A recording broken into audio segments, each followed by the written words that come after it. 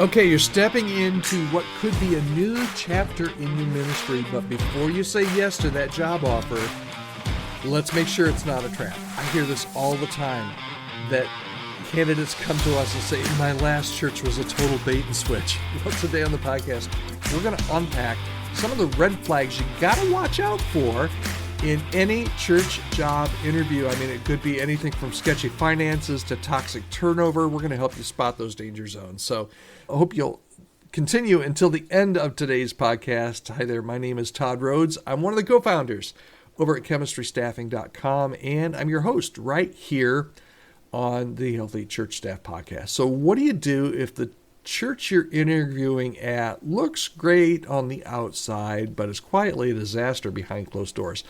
And before you accept that role, you really need to know how to spot the signs.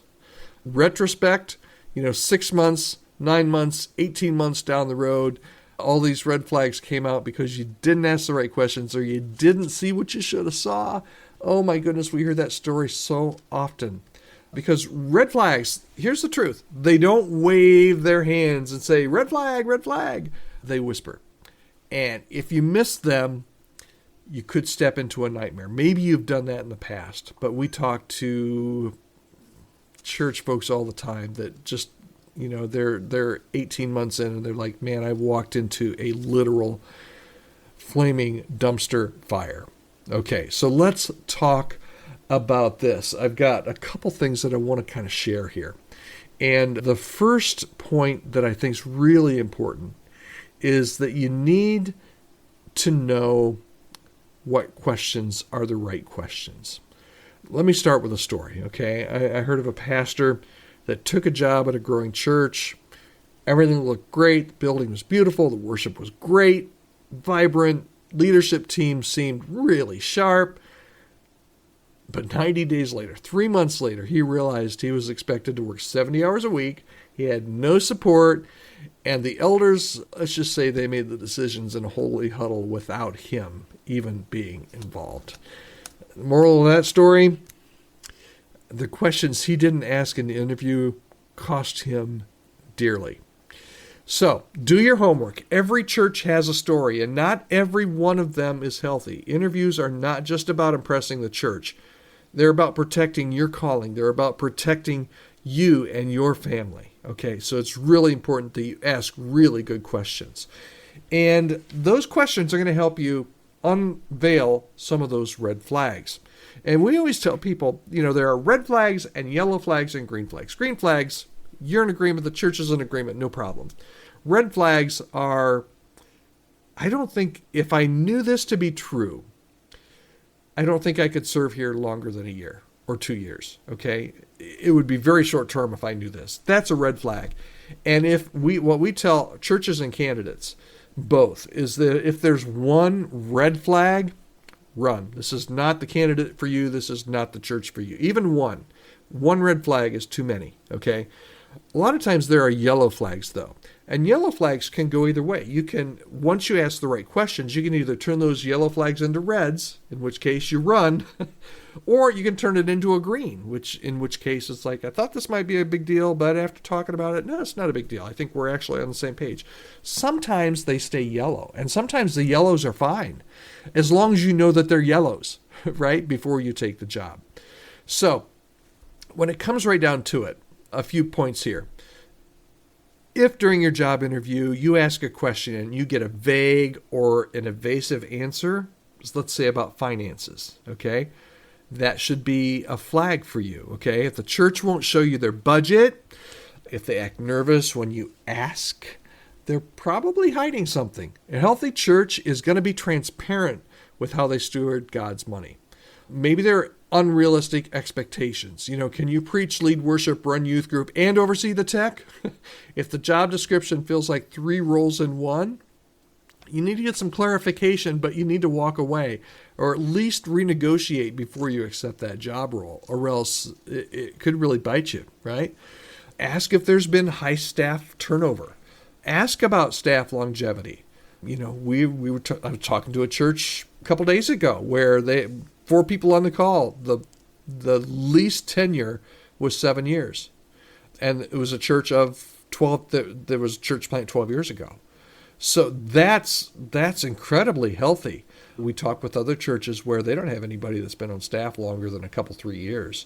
So ask about that staff longevity. If people are cycling through every 1 to 2 years, there's likely a deeper dysfunction or some reason that you need to try and uncover as to why people are maybe there's a good reason, but you need to try and uncover that. So, because often it's tied to leadership or culture or burnout or expectations. Okay, the interview, finally, is your chance to shine. Okay?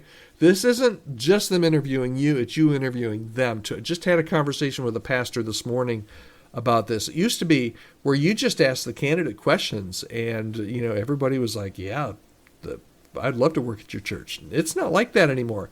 You are interviewing them, but they are interviewing you as well if you're a church. And if you're a candidate, you need to do these questions. Here are 3 quick questions. There are more, but let me just give you 3 quick questions that you can ask. Okay, here's the first one. How would you describe your church's vision and how it shows up in daily ministry? Okay, if they have a problem answering that question, there's going to be some work to do, right? Second question, what kind of support does staff receive, spiritually, emotionally, and practically? If they can't answer that question, it's probably because they're not offering a whole lot of support, spiritually, emotionally, or practically, right? And number 3, how are major decisions made here? What's the process? Who's involved in the process? Just these 3 questions alone, they reveal not just what the church values, but how they lead. And last thing, decoding the answers, okay? You need to pay attention to tone, not just the content. Are they consistent? If you hear one version from a pastor and a different one from a board member, red flag. And you need to ask these questions in different contexts, right? Of different people in different rooms, okay? Are their answers consistent? Do they answer your questions directly? Do you feel kind of like they're dancing around, like it's kind of a verbal game of dodgeball? And trust your gut. If something feels off, chances are it probably is. Because here's the bottom line. You matter. And your well-being matters. And your family matters. So don't ignore the red flags because you're desperate for a job. That's a fast track to burnout and bitterness. Okay?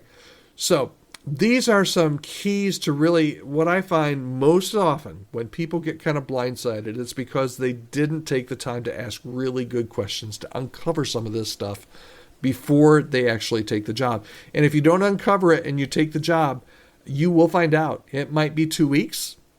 It might be 3 months. It might be 18 months. But if you find that there are real areas of red flags that you should have found out about, you're going to be talking to me saying, Todd, I'm like the old Arrested Development episodes. Anybody that watches Arrested Development, the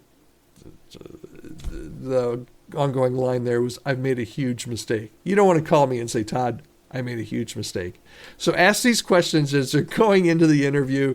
It'll really help you out. It'll protect you and your family going forward. Hey, if there's any way that I can help you as a candidate, you can always reach out to me. podcast@chemistrystaffing.com. I'm here to help you. I'm here to help your church as well. If you're a part of a church and you're looking to hire some people, some new staff members, or you just need some staff realignment, reach out to me, podcast@chemistrystaffing.com. I'd love to be able to see if there's a way that either myself or someone on our team can come alongside and help you and your church. All right, thanks so much for joining me here on the Healthy Church Staff Podcast. It's Friday. If you're listening on the day that this was released, I hope you have a great weekend. If not, I'll see you next time right here.